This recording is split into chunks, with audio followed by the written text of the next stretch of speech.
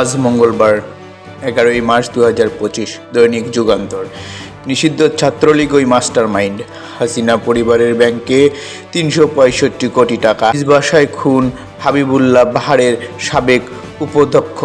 দৈনিক ইত্তেফাক। পাচার হওয়া 23,000 কোটি ডলার ফেরাতে বিশেষ আইন হচ্ছে।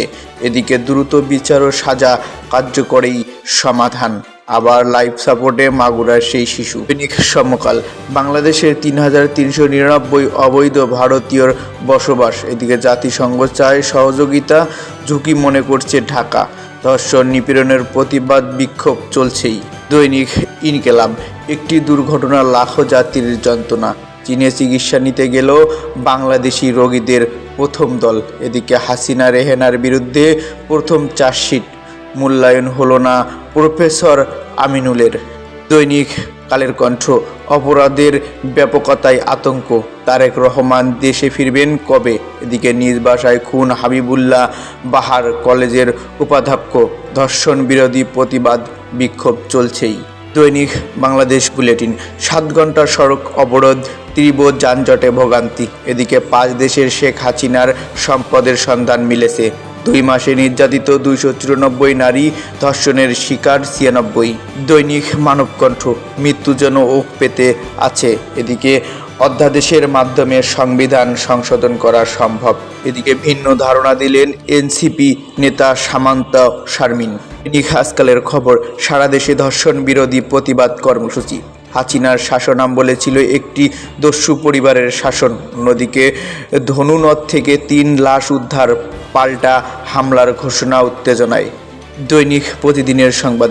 রাজধানী জুড়েই তীব্র যানজট ভোগান্তি। এদিকে টাইমলাইন ডিসেম্বর ধরে নির্বাচনের প্রস্তুতি ইসির। অন্যদিকে জোটেই ভোট করবে এনসিপি।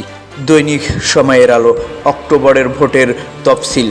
5 দেশে শেখ হাসিনার সম্পদের সন্ধান মিলেছে। এদিকে এবার কূটনৈতিক এলাকায় মাদ্রাসা ছাত্রীকে ধর্ষণ। দৈনিক প্রতিদিনের বাংলাদেশ। বেকার পড়ে আছে খাদ্য পরীক্ষার ল্যাব। এদিকে চোখের পাতা নেড়েছে চিকিৎসাধীন শিশুটি। 34 দল ও জোটের চিঠি ঐকমত্য কমিশনের। দৈনিক আজকের দর্পণ। নির্বাচন নিয়ে বেকায়দায় সরকার। হাসিনার শাসনামল ছিল একটি দস্যু পরিবারের শাসন। অন্যদিকে ভোটের রাজনীতিতে চমক এনসিপির। কাজ নেই, মজুরি 16 আনা। দৈনিক যায় দিন। 6 মামলার অভিযোগপত্র, আসামি হচ্ছেন হাসিনা পরিবারের 7 জন। এদিকে ধর্ষণের প্রতিবাদে বিক্ষোভ, মানববন্ধন অব্যাহত। ধর্ষণের বিচার আইন আসছে সংশোধনী। দৈনিক কালবেলা। দেশে ধর্ষণের 1.5 লাখ মামলা বিচারাধীন। শেখ হাসিনার শাসনামল অর্থনীতিকে ধ্বংস করেছে। এদিকে শেখ হাসিনা রেহানা সহ 23 জনের বিরুদ্ধে চার্জশিট। দ্রুত জাতীয় সনদ তৈরি করবে ঐকমত্য কমিশন। দৈনিক জনকণ্ঠ।